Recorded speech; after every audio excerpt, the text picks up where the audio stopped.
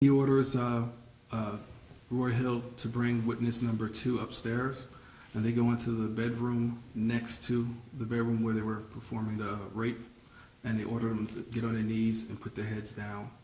Then they pull the mattress over their heads, and they play a game, eenie, meenie, miny, mo. Someone has to go. Who says that? Suspect Goss. And who has the gun when suspect Goss is saying eenie, meenie, miny, mo? Suspect Someone's gotta Goss. go. And then I didn't get that yet. I didn't get that. suspect Goss. And who orders witness 1, witness 2, and deceased victim kneeling on the ground in front of the bed? Suspect 1 and 2, Roy Hill and Anthony Goss. Okay. And do witness 1, witness 2, and deceased victim comply with that order? Yes. Are they still tied up or no? No.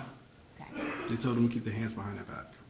And after this game of eenie, meenie, miny, mo, which one's gotta go, was there any conversation that was overheard by witness 1 or witness 2 between the two defendants? Yes, suspect Goss and suspect Hill discuss.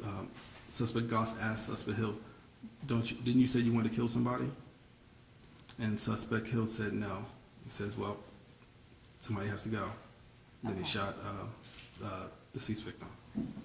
And in the order that the individuals are kneeling, what is the order that they're in? It's deceased victim, witness 1, and then witness 2. Okay. And so, who is the individual who shot the deceased victim? Suspect Goss.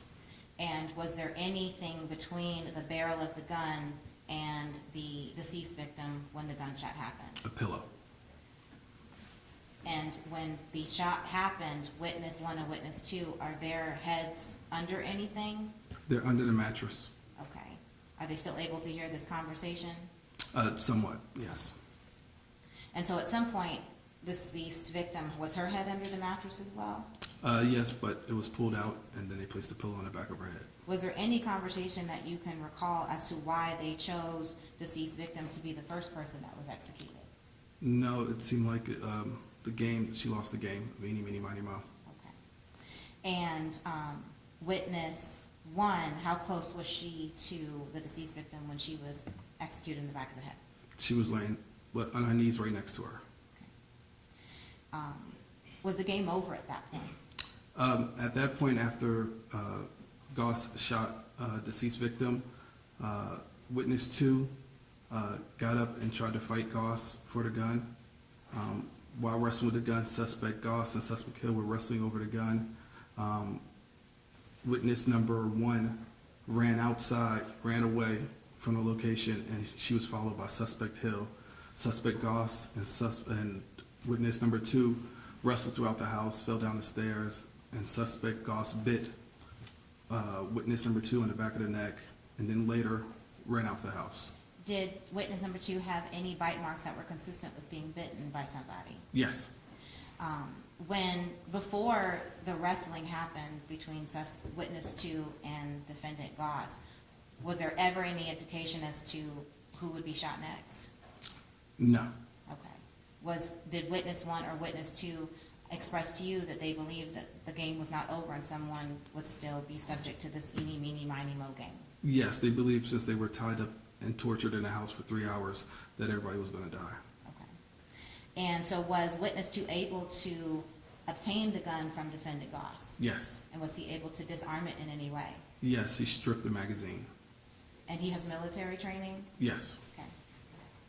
And so once the gun was stripped from the defendant, there was some rolling onto the stairs and some fight that Yes. proceeded onto the stairs downstairs? Yes, since that bedroom where the deceased victim was shot at is right next to the stairs, the fight spilled out into the hallway, which is a small hallway. And then witness 2 stated he just threw him down the stairs to try to get him off of him so he can get the gun. And they fell down the stairs. And then at that point, he still was holding onto the gun. They still were entangled. That's when suspect Goss bit him on the back of the neck. Okay. And then finally, suspect Goss gave up and ran out. And so was witness 2 able to keep hold of the gun? Yes. Okay. And at some point, both defendants fled the home? Yes.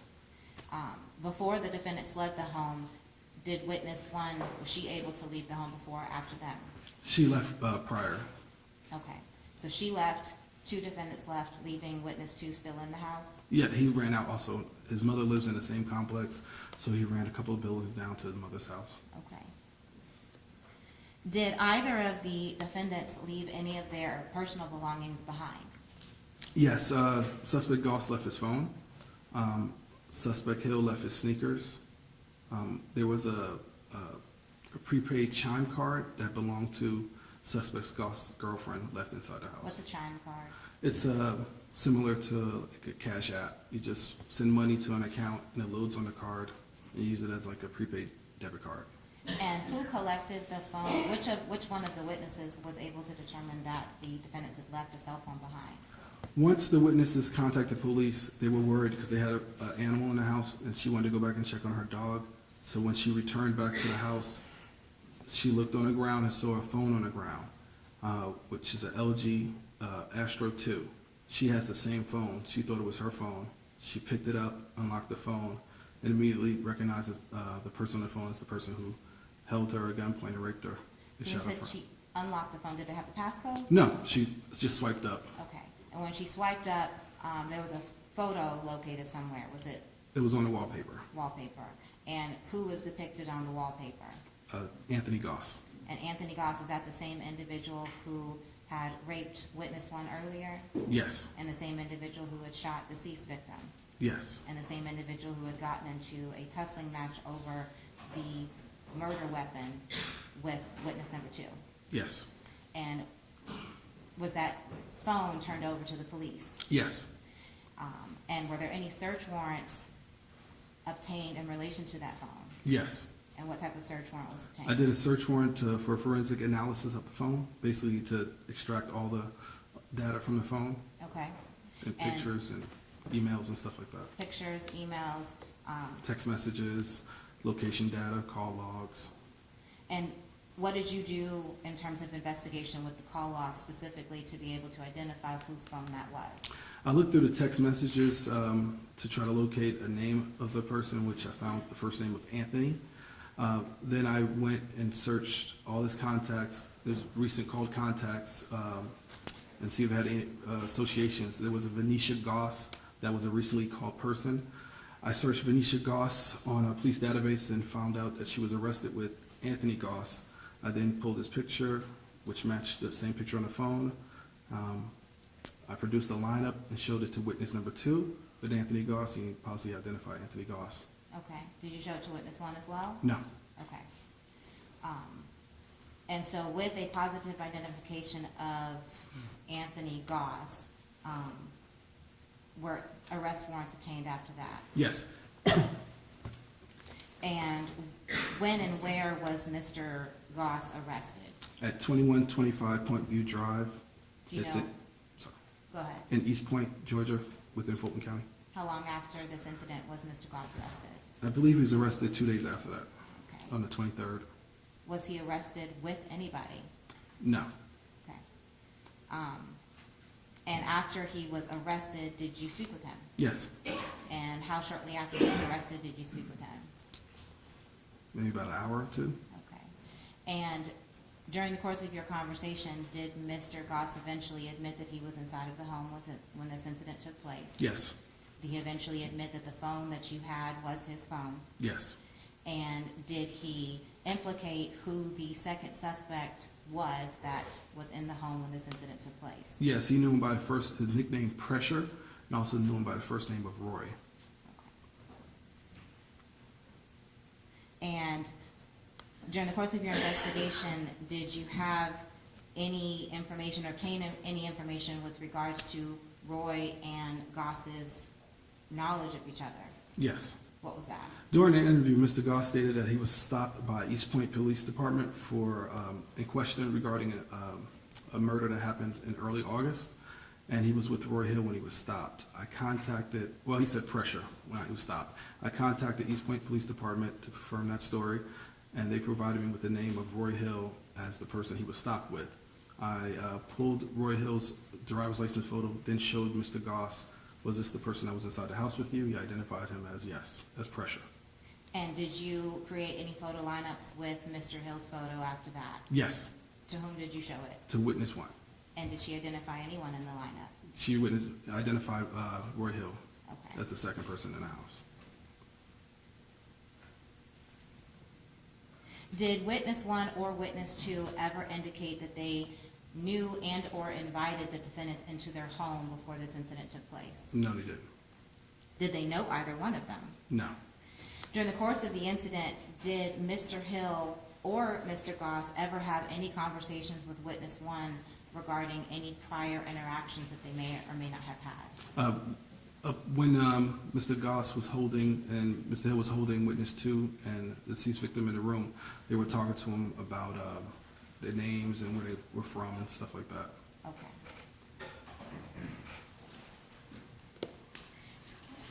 And has Mr. Hill been arrested as well since this incident? Yes. Did you speak with Mr. Hill as well? Yes. And did he implicate himself in any way in this case? Yes. He said he was there with Mr. Goss. Say again? Yes, he did. He said he was there with Mr. Goss. It was supposed to be a lick, a robbery.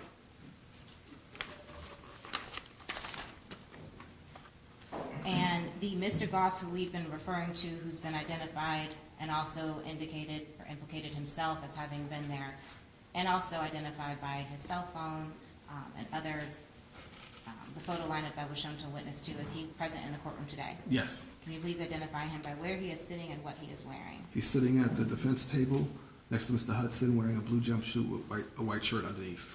Your Honor, let the record reflect that the witness has identified the defendant.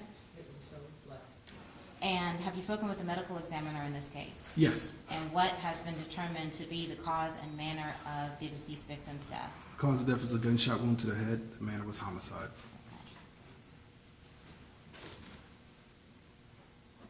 Was there any indication during the autopsy that indicated to the medical examiner how close the barrel of that gun was to the deceased victim's head when the trigger was pulled by Mr. Goss? There was no stippling on the back of her head, so that indicated something was in between her and the gunshot. Okay.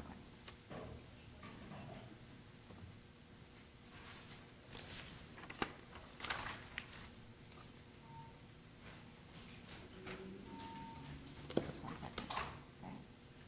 Nothing further, subject to redirect, Your Honor. Who's your witness, Mr. Wilson? Good morning. Good morning. Good afternoon. I'm sorry, I was distracted when you gave your name. Can you spell your name again, please? Sure, it's Michael Young, Y-O-U-N-G. Thank you, Detective Young. I just have a few questions for you. You testified that there were 2 911 calls, one at 3 a.m. Yes, sir. and the second at 6:10 a.m. Is that right? Yes, sir. Okay, and the 3 a.m. call was in reference to a carjacking, Attempted carjacking, yes. attempted carjacking. Okay. Is there any indication that that attempted carjacking had any relationship to this incident? Well, they describe a silver car and her neighbor. The 911 caller's apartment is located on the same row as where witness 1 and witness 2 lives, and witness 1 has a silver Chrysler 200. Okay.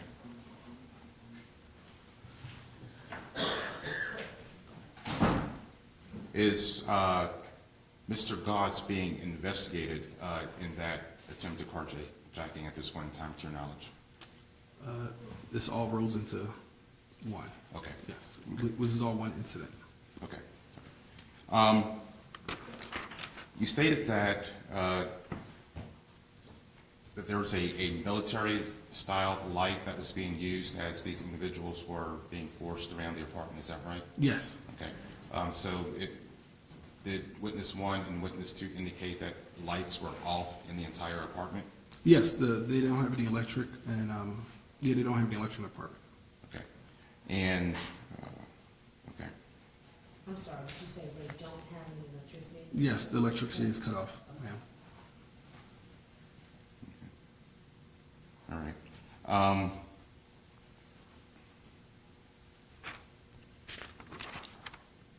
You indicated that in the bedroom where the decedent was found, there was a knife, A broken knife, yes. a broken knife. Any indication that that knife was used at any point in time throughout this incident? No. Okay. You also indicated a used condom and a pillow. Were there other items of value that you located? I know you mentioned them earlier, but I want to make sure I have Evidentiary value or just value in general? evidentiary value. Yes. Yes, several things we collected. Okay. Bed sheets, more condoms, Used? used, yes. Tissue from the hallway. It was indicated that suspect Hill threw up. A white cup that they both drank out of. There's a ton of evidence. Okay. All right. Okay. Once you arrested Mr. Goss and got a statement from him, first off, this was audio and video recorded? Yes, sir. Okay. And I'm assuming that he was Mirandized? Yes, sir. Okay. Could you tell if he was under the influence of any drugs or alcohol at the time of your interview with him? No, sir. He answered all the questions immediately. We had a fluid conversation. He indicated that he was high after he admitted to shooting the deceased victim in the head. He admitted that he was high after. Mhm. Did he indicate what narcotic he had used? He said beans, which is something like Molly.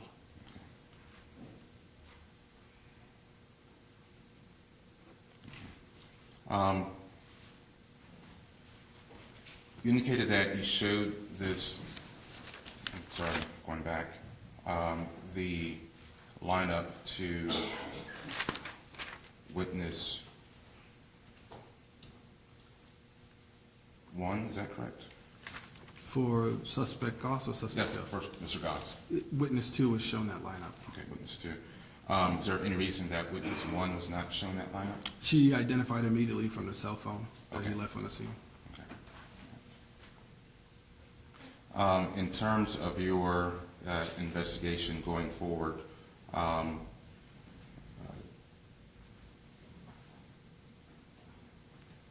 what else is there left for you that has not been accomplished yet? There's still several things to the investigation we have to do. I can't think of all of them right now, but But I'm assuming that appropriate items have been submitted to yes. GBI. yes.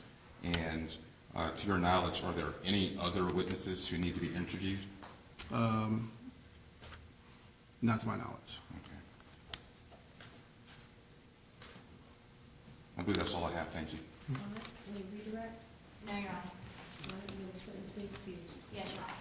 All right, so if you are excused, you may stay in the courtroom as you desire to stay present. Seeing as no further witnesses. Stay present. Yes, Your Honor. Will there be any witnesses put up by the defense? No, Your Honor. All right, defense rests. Yes, Your Honor. Will there be any argument connected with this case? Yes. All right, you may go forward.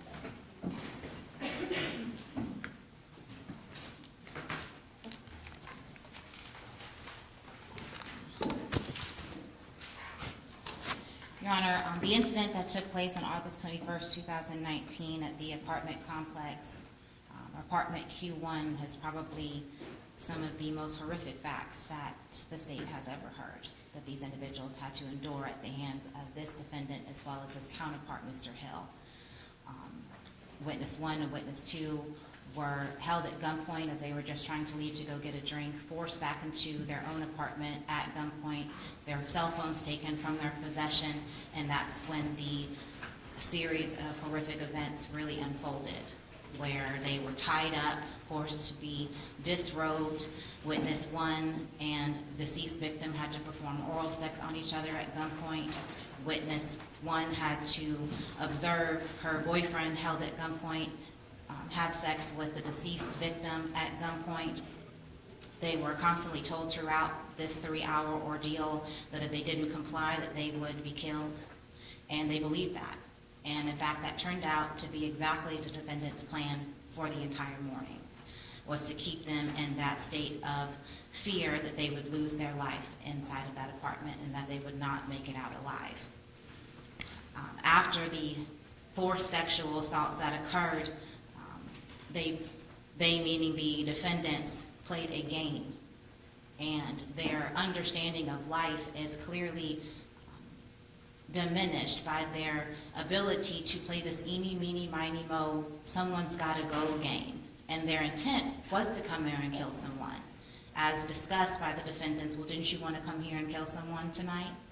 And defendant Goss, who is the, I guess, ringleader between the two of them, forced these witnesses and deceased victim to kneel beside the bedside, put a mattress over their head, as the witnesses had to pray that they were not going to be the victims of this eenie, meenie, miny, mo game. Unfortunately, however, the deceased victim lost her life as a result of the game that these defendants decided to play, and was shot with a pillow put over the back of her head and executed in front of her two roommates, who feared that they would suffer the same fate. Fortunately, witness 2 Judge, was... I would just ask, the court has heard the evidence, if the argument can be tailored to probable cause for the charge. Well, I don't know what else the state may be pursuing in the way of additional charges. I don't know if Ms. Travis is laying the foundation for her request that there be charges added to this. I am. So, go ahead. Witness 2 wrestled the gun away from the defendant, Goss, in hopes of sparing his life and his girlfriend's life, and fortunately, with his vigor, he was able to do that, not before everyone tumbled down the stairway and defendant Goss bit him on the back of the neck. But fortunately, he was able to keep the gun. The defendants fled the home and lived.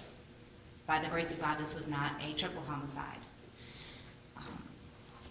And so based on the defendant Goss leaving his phone, he was able to be identified by Investigator Young.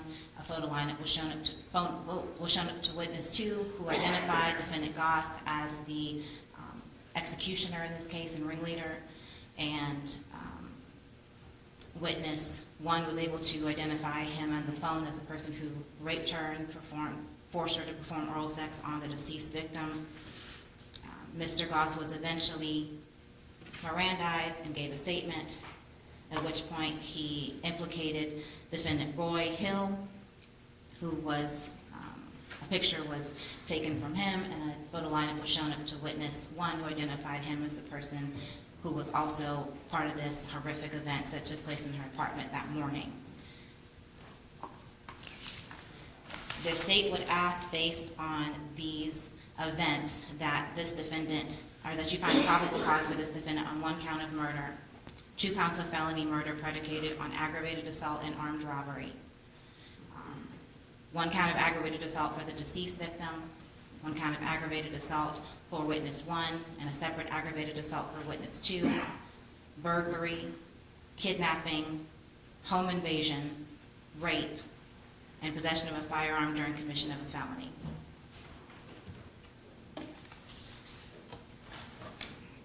All right, thank you.